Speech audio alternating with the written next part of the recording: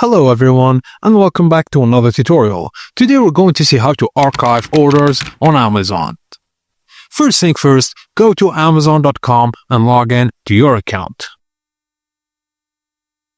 Tap the three dots and then select Return and Orders at the top right of the Amazon page. Select your orders from the drop-down.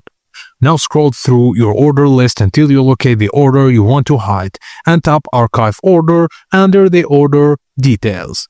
A pop-up window will appear with a summary of the purchase. Just confirm by clicking Archive Order, and the order will now be hidden from your main order history. You can still view archived orders later by going to your account, then Archived Orders.